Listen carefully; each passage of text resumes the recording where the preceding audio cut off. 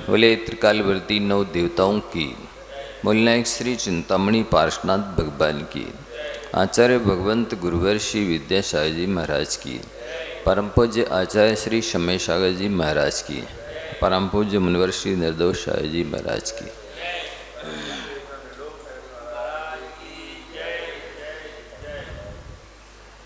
किन किन कारणों से जीव नरक में जाते हैं, ये प्रश्न पूछा गया तो उसके उत्तर में आचार्य महाराज कह रहे हैं कि जो पुरुष अत्यंत क्रोध करता है, अकेले क्रोध करने से भी नरक में चला जाता है। ऐसा नहीं है कि सारे पाप करे तब नरक में जाएगा। एक एक पाप करके भी जीव नरक में चले जाते हैं। फिर जो जीव प्राणों का घात करता है जीवों के, अब जीवों के प्राणों का घात चाहे खेती इत्यादि उल्टे सीधे काम करे जिनमें बहुत ज़्यादा हिंसा करनी पड़ती है, दवाइयाँ डालनी पड़ती हैं, मकान ऐसे बनाते हैं ज़रूरत नहीं है, और चाहे अभक्ष भक्षण करें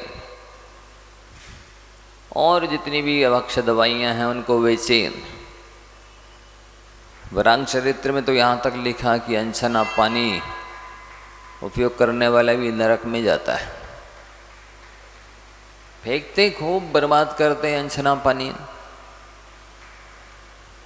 तो एक कारण से भी नरक में जा सकते हैं। किसी भी रूप में हिंसा हो, हिंसा तो हिंसा है, चाहे वो पानी बर्बाद करो, चाहे बिजली बर्बाद करो,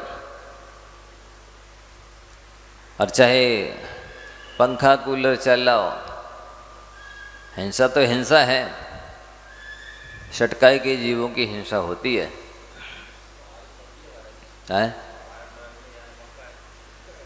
वो तो स्वयं जीव जान सकता है कि हमारी प्रवृत्ति कैसी है। मान लो ऐसे पाप हो गए अज्ञान से, प्रमाद से पहले, अब पता चल गया है, छोड़ तो दिए, लेकिन पिछले कि वे पापों के लिए तो कुछ तब त्याग किया नहीं, कोई आलोचना है, कोई पश्चाताप है, प्रायश्चित, तब तो कुछ किया नहीं, तो भी जा सकते हैं।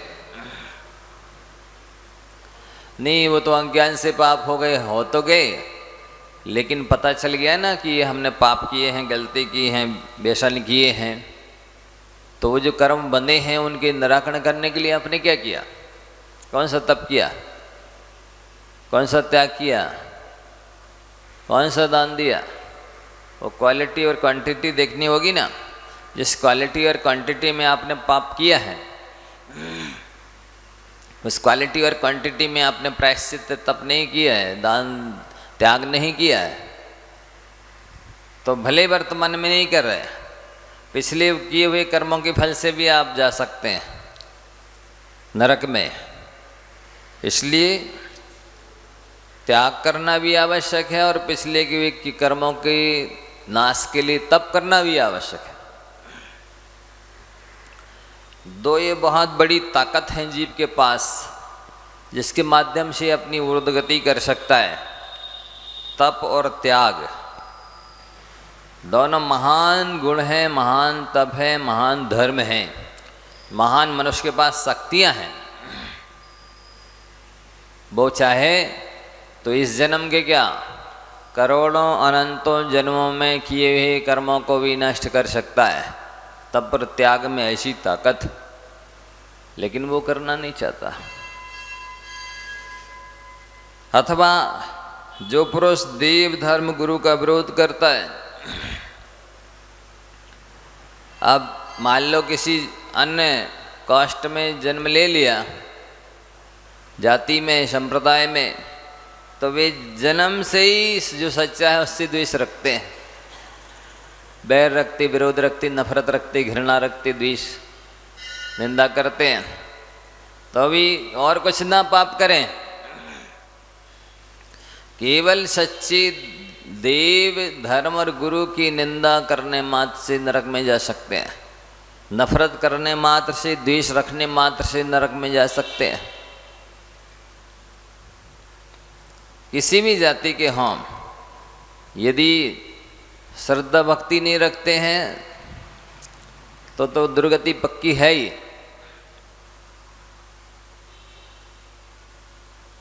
अपने भाइयों के साथ बैर रखते हैं। भाई का रिश्ता कैसा होना चाहिए बताओ? राम लक्ष्मण भरत शत्रुघ्न के बारे में विचार करते हैं। कहाँ वो भाई भाई थे जो एक दूसरे के लिए प्राण दे रहे थे। एक राज्य सौंप रहा था, दूसरा कह रहा था नहीं नहीं हम तो आपको ही राजा बनाएंगे। और तीसरा अपने भाई के साथ ही जंगलों में चल दिया। तो चौथा जब मथुरा जा रहा था शत्रुघ्न ने कि हमें उसको पिछले जन्मों में कई जन्मों से मथुरा में जन्म ले रहा था, इसलिए मथुरा से राग था। जहाँ कई बार जन्म ले चुका है जीव, रह चुका है, जिससे संबंध हो चुका है तो उससे अनुराग होता है। तो शत्रुघ्न से कहा कि भाई तुम कहीं और का राज्य मांग लो, देने के लिए मना नहीं है, लेकिन मथुरा का राजा मधु है, वो बहुत शक्तिशाली है, उसके पास दिव्य त्रिशूल है, तुम जीत नहीं पाओगे, अन्यत्र कहीं का राज्य मांग लो। वो कहता नहीं मुझे तो मथुरा का ही चाहिए, बस आपका आशीर्वाद चाहिए है, हम विजय हासिल कर लेंगे। तो दोनों लक्ष्मण ने और राम ने अपनी शक्तियाँ, दिव्य शक्तियाँ शत्रुघ्न को दी। अपना सेनापति कृतांक भी दिया, सेना भी दी कि जाओ भाई के साथ ऐसे विजय दिलाओ। और कई पड़ाव तक साथ में गए छोड़ने के लिए। तो कहाँ वो ऐसा भाईचारा और कहाँ शत्रुता का, क्या बैरी सम भाई, बैरी के समान भाई तो जिसके होते हैं, आप ये मान के चलिए कि उनके अत्यंत कठोर परिणाम हो जाते हैं, काले कलुषित परिणाम हो जाते हैं। और एक पेट से जन्म लेकर के भी नरक में जाते हैं। इसलिए कभी भी बैर तो किसी से नहीं होना, लेकिन मुख्य रूप से जो जिनसे आत्मीय संबंध है इस जन्म में, भाई का, पिता का, पुत्र का इत्यादि का, तो उनसे तो और भी सावधान रहना। क्योंकि जिससे जितना राग होता है फिर आगे चलकर उससे उतना द्वेष भी हो जाता है। जैसी घनिष्ठ मित्रता होती है वो आगे चल कर के वैसी घनिष्ठ शत्रुता में परिवर्तित हो जाती है। इसलिए अपनों से बहुत सोच समझ करके संभल के व्यवहार करने की आवश्यकता होती है। तो पाप मूर्ति बन जाते हैं ये लोग। जहाँ बैर उत्पन्न हो गया, अब धर्म मूर्ति नहीं बचेंगे, वो भाई भाई नहीं रहेंगे, अब भी पाप मूर्ति बन जाएंगे और अगले जन्मों में नरक आदि के कष्टों को भोगने के लिए बाध्य होंगे। अब आगे प्रश्न करते हैं कि किस कर्म के उदय से बौना शरीर प्राप्त होता है, ठीक ना? ये भी कर्म के उदय से प्राप्त होता है। ऊंची हाइट पुण्य से मिलती है। अब एकांत नियम नहीं लगाना, ये तो मनुष्य की अपेक्षा कथन है। सर्वार सिद्धि के देव तो एक हाथ के होते इतने से, लेकिन वो सबसे ज़्यादा पुण्यात्मा है। संसार में सबसे ज़्यादा जीव सर्वार सिद्धि के जो जीव हैं वो पुण्यात्मा हैं, और वो सबसे छोटे हैं, एक हाथ के हैं। तो वो तो पुण्यात्मा हो सकती, लेकिन मनुष्य यदि एक हाथ का होगा तो वो पुण्यात्मा नहीं कहलाएगा।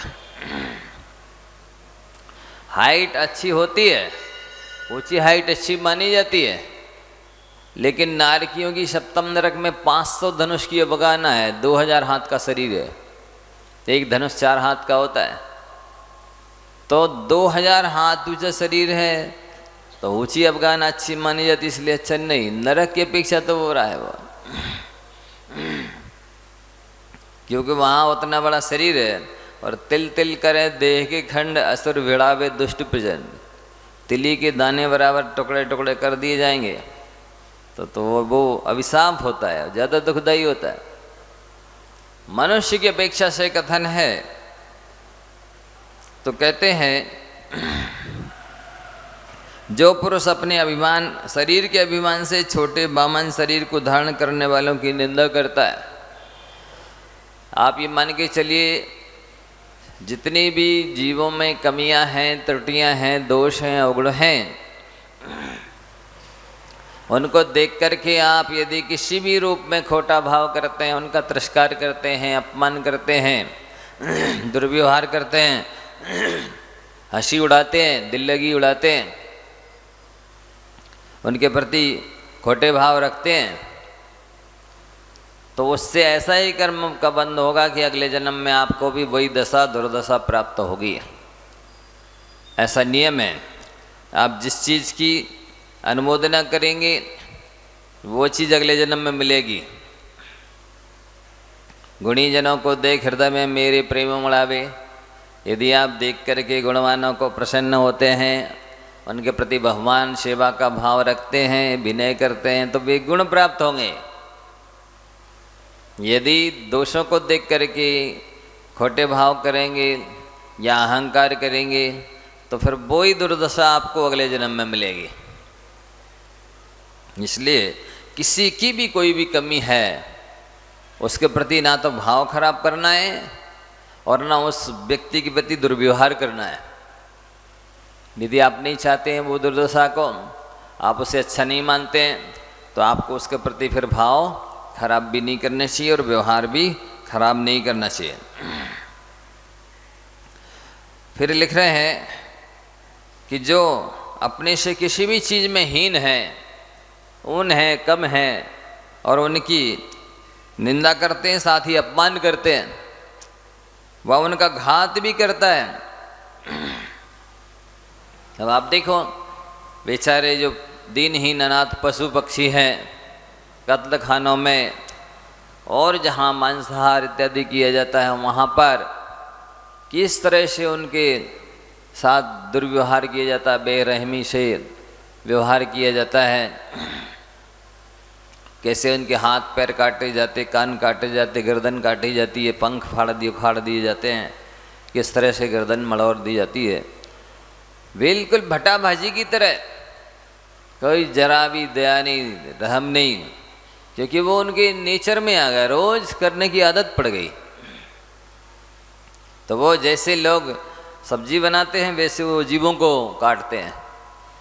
तो इस तरह का व्यवहार करने वालों को अगले जन्म में स्वयं वो दशा प्राप्त होती है, अथवा उनको दुख देने की इच्छा करता है। जो भी अपने से मान लो हीन है, उनके प्रति कष्ट देने का भाव रखते हैं, या अपने से जो सबल हैं, बलवान हैं, समर्थ हैं, तो ये कब कमज़ोर बने, कब दीनहीन बने और इनको हम सताएं। तो वो चुपचाप रहता है जब तक कहते हैं ना कि ये सामर्थ्यशाली है, तब तक अपन समय इंतजार करो। तो मन ही मन में से भाव करता रहता है, किसी पर किसी भी प्रकार की विपत्ति आने दो, किसी भी तरह की परेशानी आने दो, असमर्थ होने दो इसको, फिर अपन बदला लेंगे या फिर इसको सताएंगे, मारेंगे। तो इस तरह के भाव करते रहते हैं। बेजीब अगले जन्म में मर करके बौने शरीर वाले होते हैं। अब मनुष्य में ही बौना शरीर हो, ये भी हो सकता है, या 2 इंद्रिय 3 इंद्रिय 4 इंद्रिय आदि छोटे छोटे से जीव बने। अब वो तृष्ण हैं, भगवान आत्मा उनकी भी बराबर अनुभव करती है सुख दुख का, लेकिन कोई वैल्यू नहीं है। किस तरह से बेरहमी से लोग झाड़ू लगाना है, जूते चप्पल पहन के चलना है, 2 व्हीलर 4 व्हीलर चलाना है अंधाधुंध, कौन दया कर रहा है? स्पीड में चलने वाली जो गाड़ी है वो जीवों को बचा ही नहीं सकती। बचाएगी तो जो गाड़ी में बैठे हैं उनकी तो दुर्दशा हो जाएगी। तो ऐसी स्थिति में जीवों की रक्षा होना बहुत असंभव होता है। और जब जीवों की रक्षा नहीं करते हैं तो कल बताया था, आपको याद होगा कि शास्त्रों में लिखा है कि दयालु पुरुष अव्रती हो तो भी नियम से स्वर्ग में जाता है, और व्रती पुरुष निर्दयी हो तो नियम से नरक में जाता है। यदि दया है तो व्रत, तप, दान इत्यादि करने की आवश्यकता नहीं, अकेले दया से ही सिद्धि हो जाएगी। और यदि दया नहीं है तो खूब तप, त्याग, दान इत्यादि करो, सिद्धि नहीं होगी तो उल्टी दुर्गति होगी। और जब कभी मनुष्य बनोगे तो दीनहीन दरिद्र मनुष्य बनोगे। इसलिए यदि अपना उत्थान चाहते हो, कल्याण चाहते हो, सुख शांति चाहते हो, तो अपने जीवन में हृदय में दया लाओ। जैसे दया का पालन हो वैसा संयम में जीवन जियो, वैसा तप त्याग करो, वैसी भोग की कम से कम वस्तुएं रखो। क्योंकि प्रत्येक एक एक स्क्रू जो बनता है वो कारखानों में, फैक्ट्रियों में बनता है। सब में लाइट का प्रयोग होता है, सब में हिंसा होती है। हाथ पा ऐसे थोड़ी बनते हैं कोई भी आइटम। इसलिए कुछ भी खरीदोगे तो आवश्यकता आविष्कार की जननी होती है। आप डिमांड करोगे तो वहाँ पर और प्रोडक्शन होगा ना, उत्पादन, तो उसका दोष कैसे लगेगा खरीदने वालों को। इसलिए कम से कम विवेक रखना चाहिए कि हमें निष्प्रयोजन की वस्तुएं न खरीदना है, न उपयोग करना है। दया आप हमेशा अपने हृदय में सुरक्षित रखें। यदि दुख नहीं चाहते हैं, दुर्गति नहीं चाहते हैं, तो दया को सुरक्षित रखो। जब भी मुक्ति होगी दया की चरम और परम सीमा हो जाने पर ही होगी।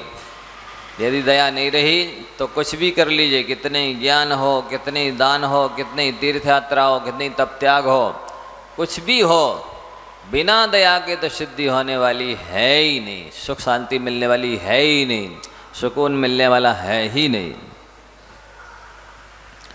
तो लोग चाहते तो हैं कि हमें नरक में ना जाना पड़े, लेकिन जिन कारणों से नरक में जाते हैं उन कारणों से आप नहीं बचेंगे तो नहीं चाहते हुए भी जाना ही पड़ेगा।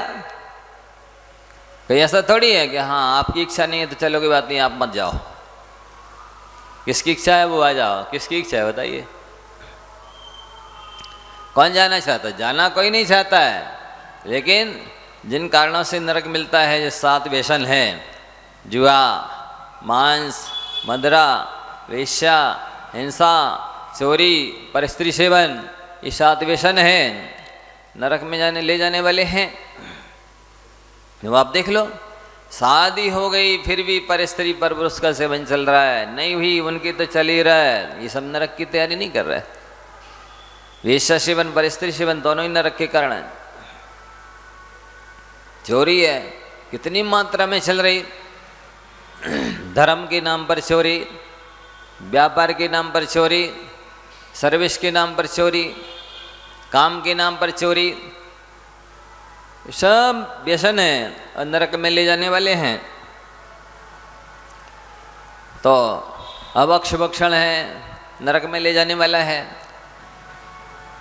ऐसे जितने भी व्यसन हैं, पाप हैं, कुकर्म है, वे सब नरक में ले जाने वाला। बहवारंभ परिगृतम नरकस्यायुषा, ये तो है ही, जरूरत नहीं है, फिर भी करोड़ों अरबों खरबों का चल रहा है व्यापार। जो आगे अब है अपने पास में, उसमें शांति से जिंदगी निकल सकती है, धर्म ध्यान हो सकता है, लेकिन भी संतोष नहीं है। अथवा यदि शाम में समय पास कर रहे, टाइम नहीं निकलता है इसलिए जाते हैं व्यापार करने, ये कोई विवेक थोड़ी कहलाता है। समय पास करने की बहुत से साधन हैं, स्वाध्याय करो, सत्संगति करो, तीर्थयात्रा करो, साधु सेवा करो। समय पास थोड़ी करना है, कर्मों को पास करना है, कर्मों की नजर करना है। लेकिन विवेक नाम की चीज है नहीं, संस्कार नाम की चीज है नहीं, सत्संगति नाम की चीज है नहीं। इसलिए उनको समय पास करने के लिए व्यापार धंधे इत्यादि करने पड़ते हैं। यदि विवेक होता कि हम व्यापार धंधा कर रहे हैं, इसमें हिंसा पाप आरंभ हो रहा है और हमको ज़रूरत है नहीं, परिग्रह का पाप लग रहा है। वस्तुतः देखा जाए, हिंसा व्यक्ति 24 घंटे नहीं करता, झूठ व्यक्ति 24 घंटे नहीं बोलता, चोरी व्यक्ति 24 घंटे नहीं करता, कुशील सेवन 24 घंटे नहीं करता, लेकिन परिग्रह के प्रति मूर्छा 24 घंटे जुड़ी रहती है। भले आप इधर बैठे हैं, अपनी मकान दुकान की चाबी तो लाते कि नहीं, यदि दूसरा नहीं है देखने वाला तो वो पर मूर्छा तो जुड़ी है, तभी तो चाबी पास में।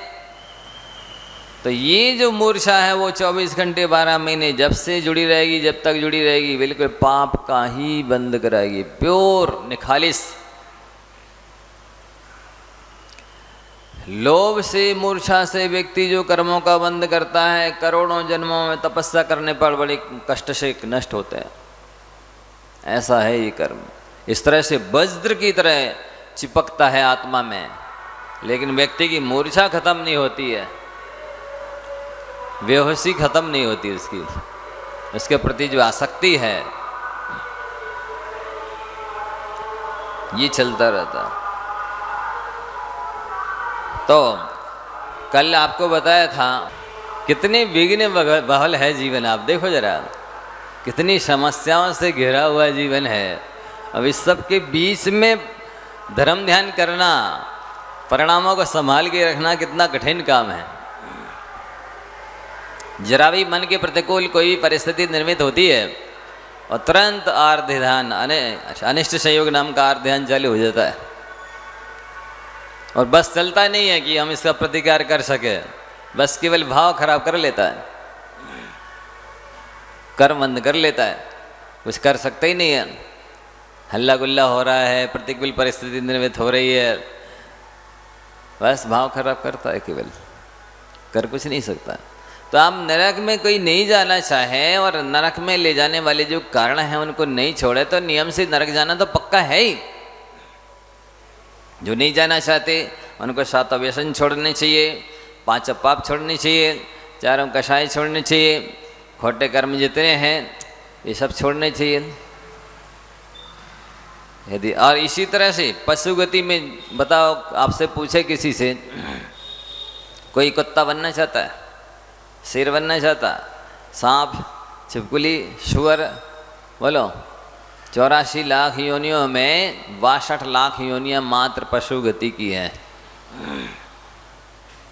एक इंद्री से लेकर पंचेंद्री पशु तक की 62 लाख योनियां हैं। जाना है किसी को? किसी को नहीं जाना। तो मायाचारी छोड़ दो, लो मायाचारी छोड़ नहीं सकते हैं और जाना है नहीं। अब आप नहीं जाना चाहेंगे तो भी नहीं छोड़ेंगे मायाचारी, तो जाना तो पक्का है। अपने घर की बात तो है नहीं। माया तैरगियों ने से लिखा ही हुआ सूत्र है, ये ब्रह्म वाक्य है कि मायाचारी त्रेंचायु की आश्रम का कारण है।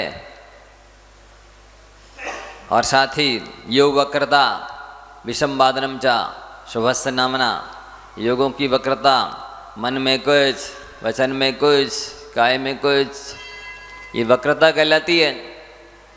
और विषमवाद, ये तेरा है, ये मेरा है, इसमें हाथ नहीं लगा देना, हमारी चीज़ ले ली तो हाथ तोड़ देंगे, इतनी शक्ति है, इतनी आसक्ति है, इतनी मूर्छा है, हमारी चीज़ क्यों उपयोग कर ली। घर में ही सगे भाई बहनों, मान लो कपड़े पहन लिए या कुछ चीज़ उपयोग कर ली दूसरे के हिस्से की, लो लड़ाई बड़ाई चालू। ये विसंवाद कहलाता है। ये भी त्रेंचायु के आश्रम का कारण है। शल्य है, निशल्यवर्ती का है, माया मिथ्या निदान, 3 शल्य हैं। ये भी त्रेंच गति में ले जाने वाली है। मायाचारी छोड़ नहीं रही, मिथ्यात्व छोड़ नहीं रहा, निदान कांक्षा कोई भी छोड़ नहीं रही। एक तो धर्म कर नहीं पा रहे, कर नहीं रहे, और कर भी रहे तो निदान नहीं छोड़ पा रहे।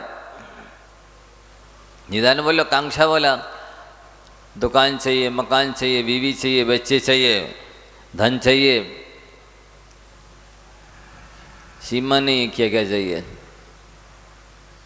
और ये सब त्रेंच गति में ले जाने वाले हैं। तो यहाँ पर विशेष रूप से लिख दिया, जो पुरुष श्रेष्ठ आचरणों से रहित है, श्रेष्ठ आचरण से रहित मनुष्यों की प्रशंसा करता है। लो,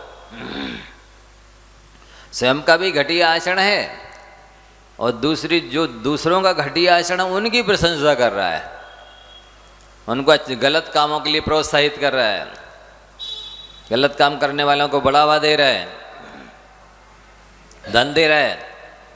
मान लो कोई बूचड़ खाना खोल रहा है या अंडे की शराब की दुकान खोल रहा है, अब उसको पैसे चाहिए, हाँ हाँ ले जा लो, 10 रुपये सैकड़ा लगेगा, या ऐसा किसी भी तरह से दे दिया पैसा, जगह दे दी, ठेका दे दिया।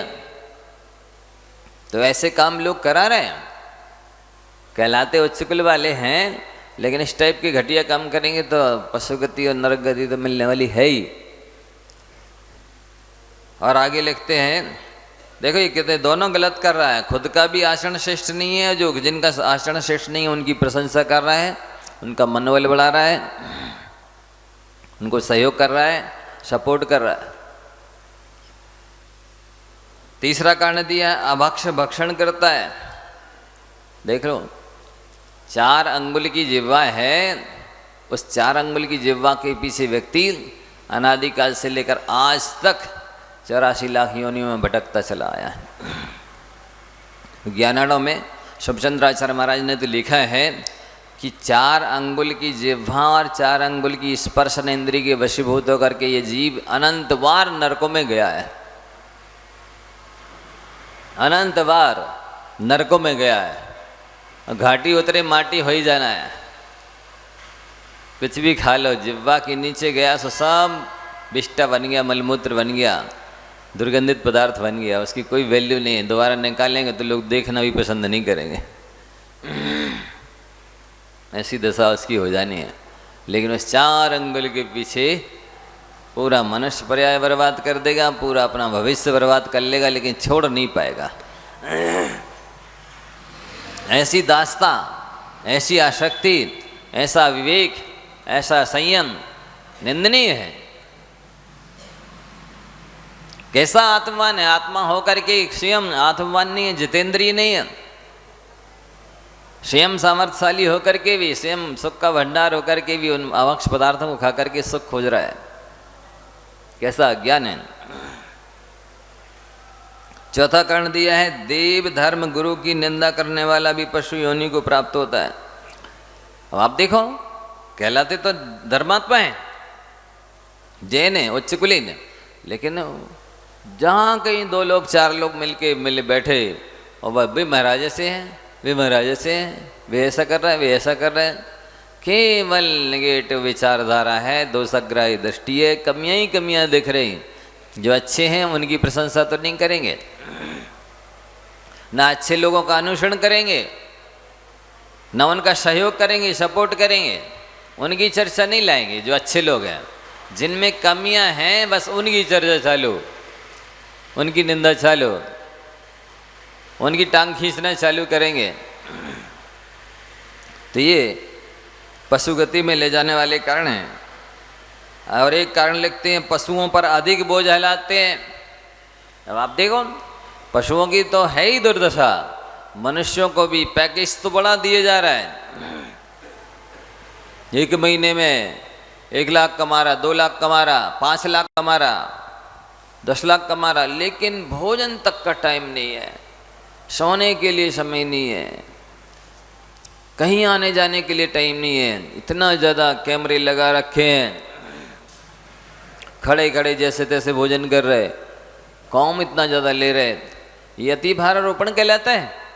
व्यक्ति की या पशु की जितनी क्षमता नहीं है उससे ज़्यादा उससे काम लेना, ज़्यादा समय तक काम लेना, और बराबर भोजन पानी नहीं देना, समय पे नहीं छोड़ना, जल्दी बुलाना, देर तक काम कराना, और थोड़ा सा कुछ कमी हो गई तो उसमें से पैसे काट दिए, नहीं तुमने ये गलत किया है। तो इस तरह का जो अति भारारोपण करते हैं, या पशुओं की जितनी क्षमता नहीं है, लोभ के वशीभूत होकर के भार लाते हैं, बोझा लाते हैं। अब पहले के ज़माने में बैलगाड़ी चलती थी तो लोग उन बैलगाड़ियों पर भी दूना दूना बोरे लाद दिए, 8 की क्षमता है तो 16 लाद दिए, और लंबी दूरी तक ले जा रहे हैं, समय पर भोजन पानी नहीं दे रहे, जितनी उसकी शक्ति है उससे भी ज़्यादा काम ले रहे हैं। ऐसा होता था। अब थोड़ा सा मशीनों का ज़माना है तो मनुष्यों पे आ गया वो भार, पशुओं को छोड़ करके अब मनुष्यों पे आ गया, मनुष्यों से लेने लगे काम। पैसे तो बढ़ा दिए आपने, लेकिन उस पैसे बढ़ाने से लोभ बस वो कर रहा है तो उसको कितना ज़्यादा अति भारारोपण है। आँखें वो काम नहीं कर रही, दिनों दिन क्षमता कम होती जा रही, शरीर की क्षमता कम होती जा रही। तो इस टाइप से जो काम किए और कराए जाते हैं वो उस जीव को भी पशुगति में ले जाने वाला है, और जो कराने वाला है उसको भी पशुगति में ले जाने वाला है। आगे लिखते हैं, जो जीव के अन्न पान को रोक देता है, समय पर भोजन नहीं देना, पानी नहीं देना, और दे रहे हैं जब कभी तो वो भरपेट नहीं देना, घृणा से, ईर्ष्या से, द्वेष से, वैर से, विरोध से रोक दिया, अथवा दिया तो घटिया दिया। परिवार में भी ऐसा होता, अपने लिए बढ़िया चीज़, बाकी के लिए देवरानी जिठानी के बच्चे या कोई है उनके लिए घटिया चीज़ दे दी। अनेक तरह से व्यवहार होता है, ये परिवार में हो सकता है, रिश्तेदारों में हो सकता है, पड़ोसी में हो सकता है, कर्मचारियों में हो सकता है। तो समय पे नहीं देना, बराबर नहीं देना या घटिया देना, ये सब पशु योनि में उत्पत्ति के कारण बताए जा रहे हैं। अब 2-4 और भी शिक्षाप्रद बातें आपको ध्यान देने योग्य हैं। अपने जीवन में इनको उतारना तो होगा ही, यदि आप पशुगति में नहीं जाना चाहते हैं, तो दुर्गति में नहीं जाना चाहते हो।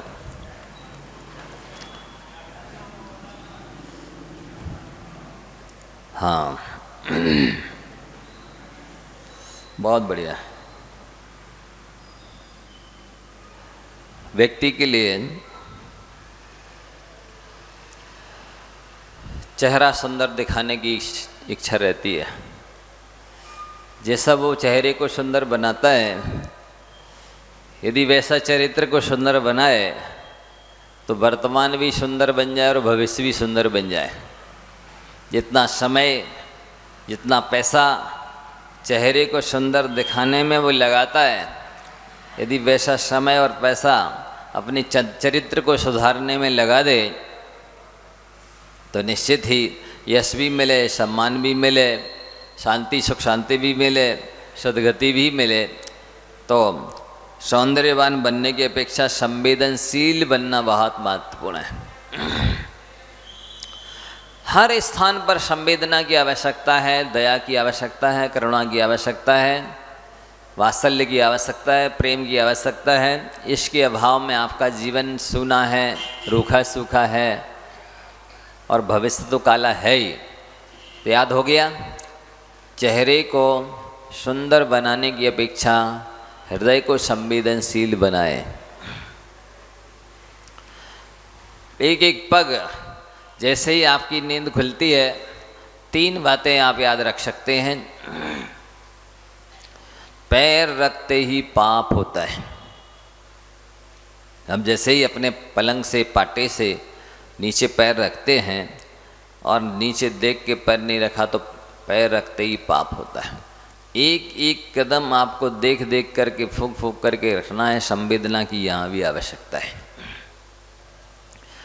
दूसरा सूत्र है, देखते ही जहर चढ़ता है। क्या मतलब?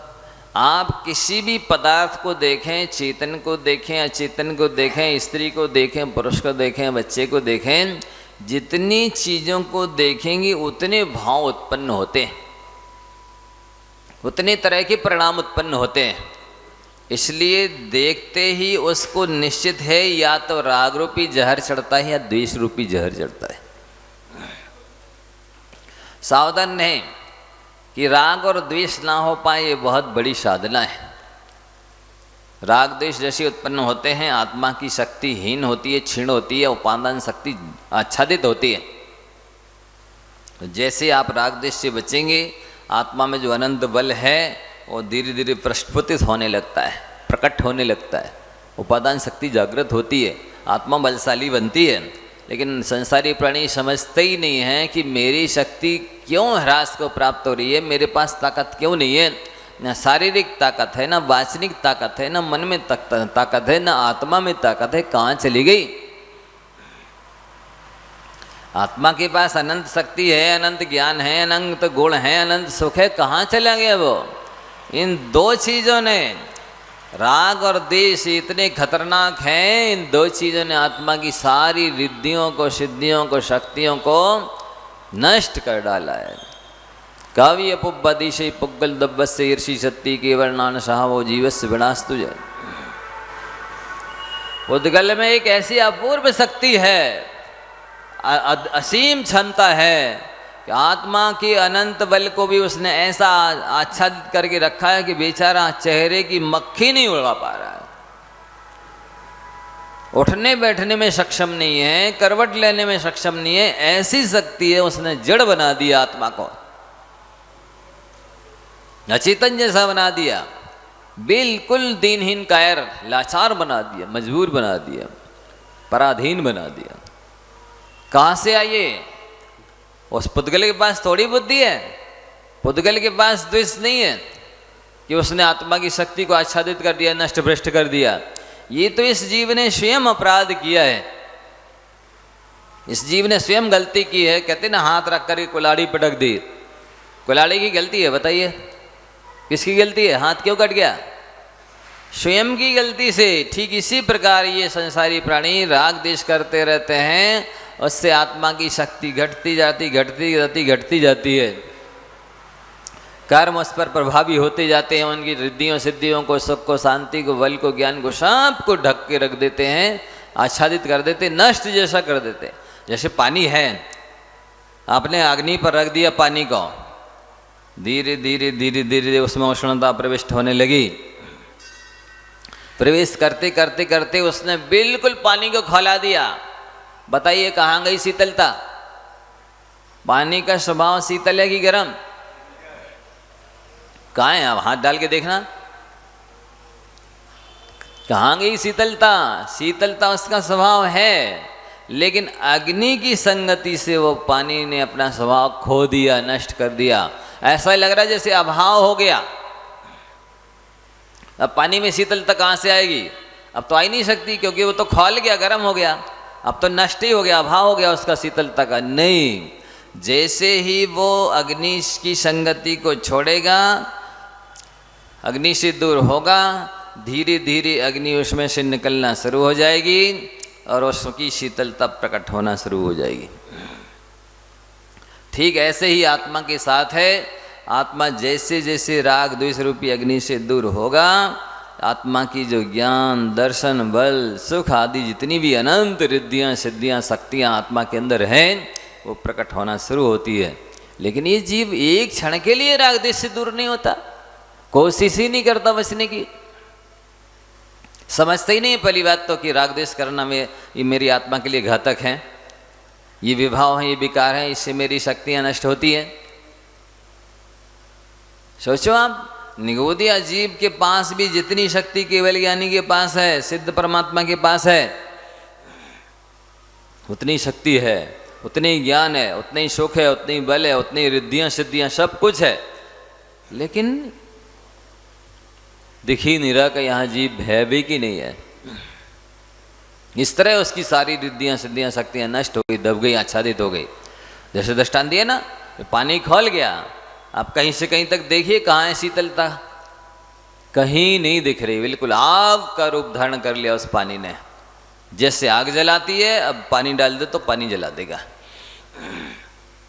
जबकि पानी शीतलता देता है, प्यास बुझाता है, ठंडक पहुंचाता है, लेकिन अब वो अग्नि की तरह जलाने लग गया।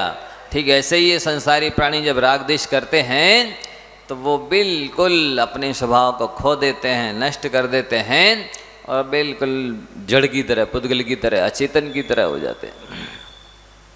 तो आप इस सूत्र को याद रखना, जितना चेहरे को सुंदर दिखाने की कोशिश करते हो, उतना अपने हृदय को संवेदनशील बनाने के लिए कोशिश करो। और जितना हृदय संवेदनशीलता से भर जाएगा, आप समझ लेना कि आपके अंदर की रिद्धियाँ सिद्धियाँ शक्तियाँ प्रकट होने लग जाएंगी। जब भी सुखी हो गए इन राग द्वेष को छोड़ने के बाद ही हो गए, राग द्वेष के रहते सुखी नहीं हो सकते हो, ये पक्का है। दूसरा सूत्र है, जैसी श्रम करने से शारीरिक शक्ति बढ़ती है। आज लोगों के अंदर शक्ति क्यों नहीं है? इतना खा रहे, सब कुछ खा रहे, मीठा खा रहे, नमकीन खा रहे, बना बना करके क्या जो मन में आ रहा है वो सब खा रहे, पर शक्ति क्यों नहीं आ रही? क्योंकि वो जितना श्रम करना चाहिए उतना श्रम नहीं करते। केवल झूला पे बैठे रहना चाहते हैं, डल्लब के गद्दे पे पड़े रहना चाहते हैं, सोफा से टिके रहना चाहते हैं और खाना बिल्कुल बंद करना नहीं चाहते। बस ये ही कारण है कि वो बीमार हो रहे हैं, शक्तिहीन हो रहे हैं, उठते नहीं बन रहा। अब जैक लगाना पड़ रहा है, हाथ पकड़ के उठाना पड़ रहा है। क्यों हो रहा है ऐसा? श्रम नहीं करने से शरीर विकलांग हो जाता है और अध्ययन नहीं करने से मन विकलांग हो जाता है। अध्ययन करते नहीं, स्वाध्याय की बोलो, नियम ले लो आप लोग आज से। नहीं महाराज जी टाइम ही नहीं मिलता। यहाँ के लोगों की बात नहीं कर रहे हैं, यहाँ के लोग तो करते हैं। मान लो यदि कहा जाए उनको स्वाध्याय के लिए, तो बाकी के वे सब काम कर सकते हैं, स्वाध्याय नहीं करेंगे, तो वो कह ही रहे कि स्वाध्याय के बिना मन विकलांग हो जाता है। आपका मन क्यों नहीं काम करता?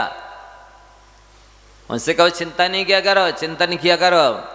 काहे का चिंतन करेंगे? पहले बताए ना कि जब गाय खाएगी ही नहीं तो जुगाली क्या करेगी। इसी तरह से जब आप अध्ययन ही नहीं करेंगे तो चिंतन क्या करेंगे।